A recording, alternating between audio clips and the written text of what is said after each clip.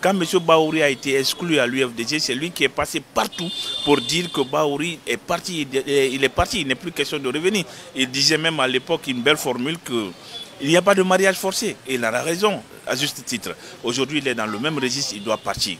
Souleymane Souza Konaté, président de la commission communication de l'ANAD et conseiller chargé de communication de la cellule d'Alain Diallo. Nous n'avons pas à répondre à Ousmane Gawal Diallo. Pour nous, sa page est définitivement tournée. Depuis un certain temps, il a été exclu de notre formation politique et du côté du conseil politique, une décision ferme a été prise dans ce sens.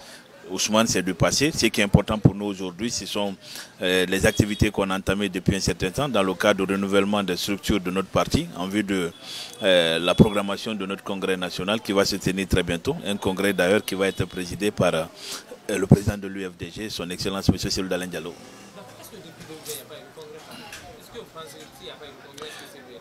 Écoutez, en 2020, tout le monde connaît la situation qui prévalait en Guinée. On était dans la période de la maladie à virus Ebola et les conditions de regroupement n'étaient pas faciles parce que le gouvernement avait pris des dispositions interdisant tout regroupement qui dépassait 5 personnes. Et quand on entend le congrès de l'UFDG, c'est des centaines de personnes qui viennent de partout. L'UFDG, c'est plus de 78 fédérations en Guinée et à l'étranger, nous sommes à plus de 50 fédérations. Donc réunir tout ce monde à Conakry, ça demande de la logistique, ça demande beaucoup de choses. Donc le gouvernement avait pris des dispositions allant dans le sens de l'interdiction, n'est-ce pas, de tout regroupement, ce qui a fait qu'on n'a pas eu le congrès en 2020.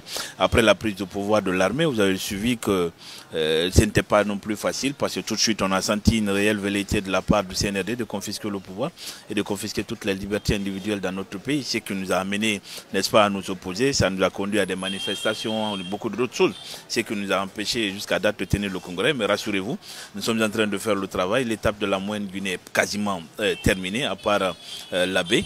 Et en Basse-Côte ici, le travail est en train de se faire. Les prochains jours, des missions vont quitter Conakry pour allier la Haute-Guinée et la Guinée forestière. Nous espérons finir tout ce travail-là courant mois d'août pour programmer, si tout va bien, notre congrès national du mois de septembre. Donc ce qui signifie qu'il n'est pas légitime? Il est légitime, c'est un mandat qui a été confié jusqu'à un autre congrès, c'est ce que dit le statut de notre formation politique. Jusqu'à un autre congrès, l'équipe dirigeante reste valable. C'est ce mandat que, n'est-ce pas, les militants et les sympathisants du parti ont accordé, n'est-ce pas, à notre leader et surtout l'équipe qui l'accompagne aujourd'hui dans le cadre de la gestion de notre formation politique. Ousmane Gawal dit qu'il va forcément se présenter aussi à ce congrès. Qu'est-ce que vous répondez-vous à cela? Nous analysons ça sur 3 volets. Premièrement, nous disons que quand vous lisez la charte de la transition, il est clairement établi dedans que ni le président de la transition, ni les membres du gouvernement, ni aucun membre des organes de la transition ne peut être candidat à une élection durant cette période de transition. Cela suppose que le CNRD, le gouvernement, ils ont l'obligation d'impartialité. Et aujourd'hui, les agissements d'Ousmane Gawal Diallo nous prouvent qu'il y a un parti pris. Et ça, on ne peut pas l'accepter dans un pays normal. Et surtout dans une transition qui tangue aujourd'hui parce que tout est fait pour que ça bascule dans notre pays, donc il faut faire attention aux actes. Deuxièmement, nous interpellons le CNRD parce que, comme j'ai l'habitude de le dire, Doumbouya a réussi l'exploit de s'entourer d'opportunistes, d'extrémistes, les mêmes qui étaient avec Dadis, avec Sekouba, avec Alpha Koné, les mêmes qui les ont conduits sur des chemins interdits en démocratie et dans la promotion, dans la construction d'un état de droit, pardon. Aujourd'hui, c'est eux qui parlent au nom du CNRD. Ousmane s'inscrit aujourd'hui malheureusement dans cette dynamique-là. Le congrès va se tenir et dans de meilleures conditions. On a saisi la primature pour que décision soit prise sur le cas Ousmane. On n'a pas eu de retour. On a saisi notre appareil judiciaire pour que solution soit trouvée au cas Ousmane. Il est exclu de notre formation politique, il ne doit plus parler de notre formation politique. Quand M. Bahouri a été exclu à l'UFDG, c'est lui qui est passé partout pour dire que Bahouri est parti. Il est parti, il n'est plus question de revenir. Il disait même à l'époque une belle formule que il n'y a pas de mariage forcé. Et il a raison, à juste titre. Aujourd'hui, il est dans le même registre, il doit partir. Dans un pays normal, c'est les lois qui déterminent le fonctionnement des choses et qui permettent même notre vivre ensemble.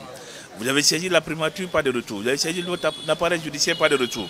Nous allons donner instruction ferme de la part aux militants et aux sympathisants de notre formation politique de défendre notre institution parce que pour nous, il n'est pas question de laisser un dévergondé comme ça, n'est-ce pas, tenir des propos qui vont à l'encontre, n'est-ce pas, de l'honneur et de la dignité d'une institution respectable comme l'UFDG.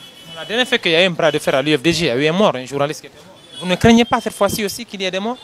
Il n'y aura aucun mort au siège de l'UFDG si le gouvernement, le CNRD prend des dispositions par rapport à cela. Encore une fois de plus, nous disons Ousmane ne représente absolument rien. Sous cette transition, il a géré 3 départements ministériels. Il était au département de l'habitat d'abord. Et là-bas, il n'a fait que déguerpir. Aujourd'hui, combien de citoyens guinéens se retrouvent dans la rue parce qu'ils n'ont plus d'abri? Le gouvernement est venu tout détruire et Ousmane à la tête de ça. Qu'est-ce qu'ils en ont fait après? Absolument rien.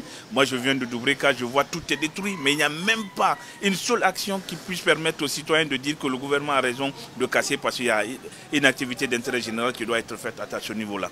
Il est venu au niveau, n'est-ce pas, de la télécommunication. Là-bas, il a brouillé les médias. Aujourd'hui, beaucoup se retrouvent fermés. Et c'est le même Ousmane qui dit que fermer un média, c'est normal, c'est légitime. C'est à juste titre d'ailleurs que le syndicat, à un moment de la presse, lui a qualifié comme étant ennemi de la presse. Aujourd'hui, il est à la tête du département des transports. Dites-nous qu'est-ce qu'il réussit à ce niveau-là. Nous disons qu'il n'a pas été nommé pour parler de l'UFDG. Nous savons aussi que les conditions qui ont prévalu à sa nomination, c'était de le faire engager sur le chemin de la destruction de l'Union des forces démocratiques de Guinée. Aujourd'hui, malgré tous les moyens mis à la disposition d'Ousmane, malgré tous les discours tout azimuts qu'il tient, il n'arrive absolument à rien. Le parti se porte très bien. Quand vous venez à l'Assemblée générale du parti, vous voyez des centaines d'adhésions tous les samedis. Et sur l'échelle nationale, c'est à peu près la même chose. Nous disons aujourd'hui que la formation politique se porte très bien. Le leadership du président Cellou Dalein Diallo est éclairé et nous sommes satisfaits de ce leadership-là, et c'est pourquoi nous nous préparons pour tenir ce congrès-là, pour mettre le parti en ordre de bataille, parce que nous voulons remporter toutes les élections à venir dès le premier tour.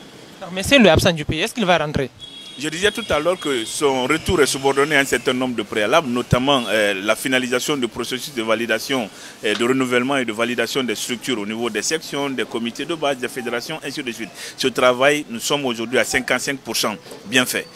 Nous disons que dans le planning que nous avons, nous espérons finir ça courant mois d'août et le congrès, si tout va bien, va être projeté pour le mois de septembre et ça va être présidé par Elhadji Cellou Dalein Diallo.